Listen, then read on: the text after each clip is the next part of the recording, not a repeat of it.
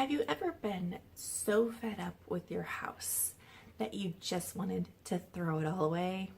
Well, that was me a few weeks ago, and we've been making some big changes in our household lately, and it's had this domino effect on everyone and everything.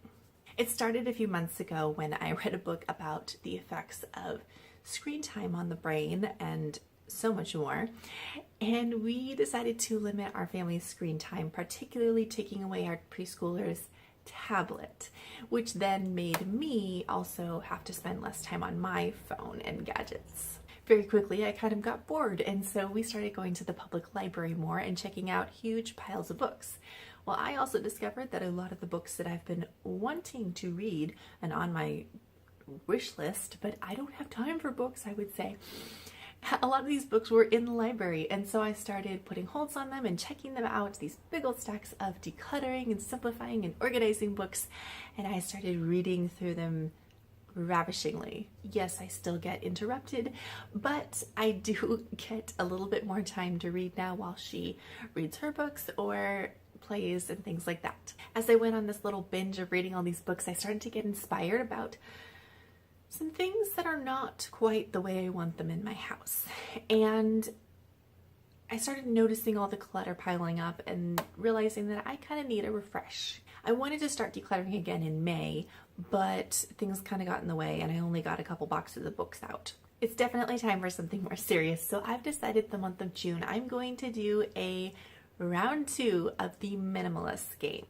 I did this back in February 2018 with some fabulous ladies here on YouTube, and we kept each other accountable, and it was amazing at the things that we left our house. But my storage closet is piling up and things are everywhere, and it is definitely time for 465 items to leave my house. That's how the Minimalist Game works. On June 1st, today, the 1st, we get rid of 1 item, the 2nd, 2 items, the 3rd, 3 items, all the way to the 30th, 30 items. So 465 things will leave this month. Eek.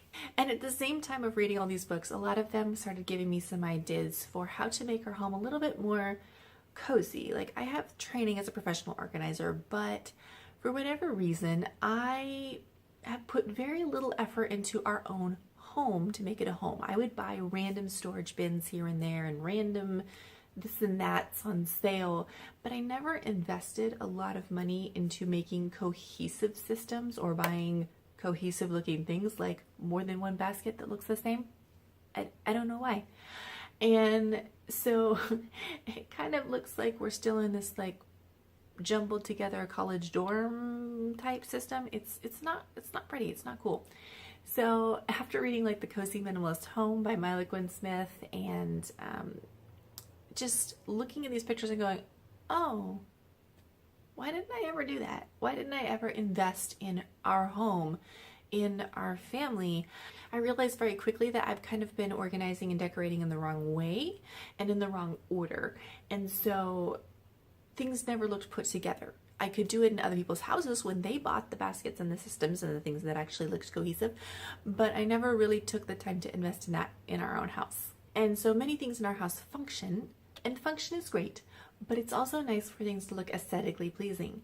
And it really bothers me that as the family's homemaker, our house doesn't look all that great. And yes, I still love minimalism and the fact of living with less is better, but I'm also connected to the fact that fewer things need to be high quality and not only high in function, but as natural and as aesthetically pleasing in a way that works for our family as they can be, if that makes any sense. For instance, we have a lot of plastic storage things. I've gotten rid of most of the plastic in the kitchen, but I have left plastic storage things everywhere else.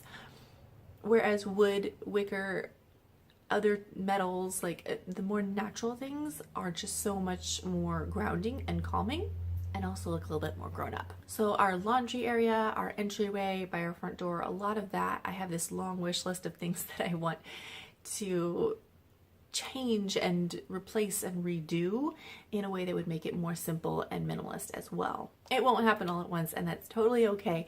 I have started the process, but we have a long way to go. So this month, join me for the Minimalist Game. I will be doing weekly updates at the end of the week. Today, weekday 1, we are getting rid of our recalled now Rock and Play that has been sitting in our storage unit for our storage closet for years. So we are getting right into it, and I look forward to getting all these things out. Feel free to do it with me. Let me know in the comments if you are going to declutter in the month of June for a simpler, more relaxed life. We'll see you next time.